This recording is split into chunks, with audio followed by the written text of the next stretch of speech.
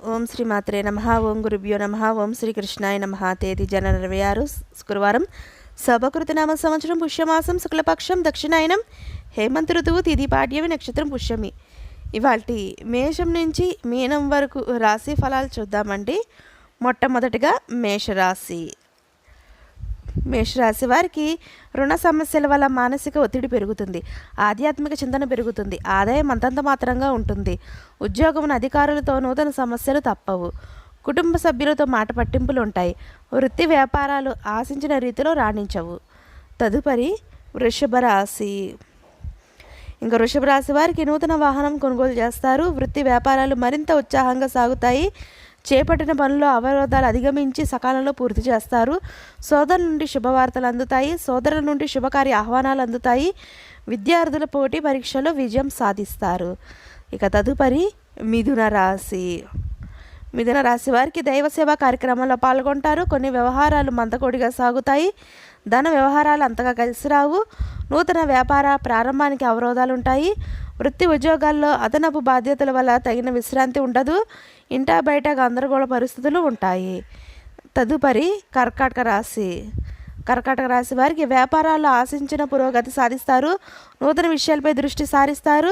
విద్యార్థులు కష్టానికి తగిన ఫలితం పొందుతారు. ఆదాయ మార్గాలు పెరుగుతాయి. చిన్నటి మిత్రుల సహాయంతో పనులు సకాలంలో పూర్తి చేస్తారు. ఇంటా బయట కొన్ని ఆశ్చర్యకరమైన సంఘటనలు చోటు చేసుకుంటాయి. తదుపరి సింహరాశి. సింహరాశి వారికి ఇతరుల వ్యవహారాల్లో జోక్యం చేసుకోవడం మంచిది కాదు. చిన్నటి మిత్రులతో పుణ్యక్షేత్రాలు సందర్శిస్తారు. వ్యాపారంలో తొందరపాటు నిర్ణయాలు తీసుకుని నష్టపడతారు. వృత్తి ఉద్యోగాల్లో అధికారుల నుండి విమర్శలు తప్పవు. ఆదాయానికి మించి ఖర్చులు పెరుగుతాయి.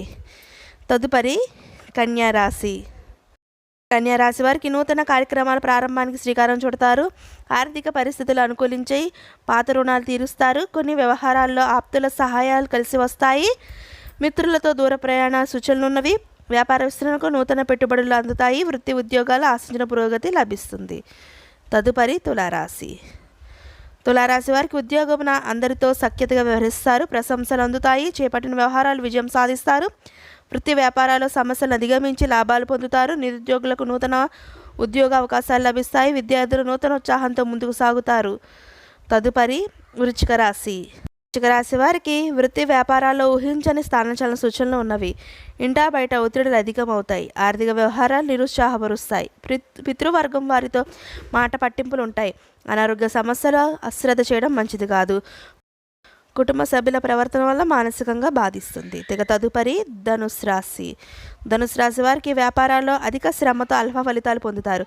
నిరుద్యోగ ప్రయత్నాలు నిరుత్సాహపరుస్తాయి. దూర ప్రయాణాలు వాయిదా వేయడం మంచిది. ఇతరుల వ్యవహారంలో జోక్యం చేసుకోకపోవడం మంచిది. వృత్తి వ్యవహారాలు సామాన్యంగా సాగుతాయి. ఆధ్యాత్మిక సేవా కార్యక్రమాల్లో పాల్గొంటారు. తదుపరి మకర రాశి. మకర రాశి వారికి వృత్తి వ్యాపారాలు లాభసాటిగా సాగుతాయి. సంతాన వివాహ విషయాలు ప్రస్తావన వస్తుంది. గృహ నిర్మాణం పనులు వేగవంతం చేస్తారు. ఉద్యోగం మీ మాటకు విలువ పెరుగుతుంది. ఇతరులకు అవసరానికి సైతం ధన సహాయం చేస్తారు.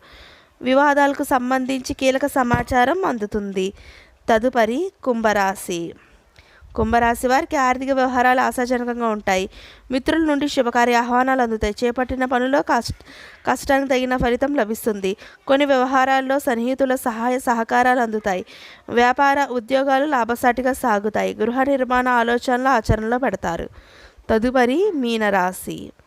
మీనరాశి వారికి ఉద్యోగమున చిన్నపాటి ఇబ్బందులు తప్పవు.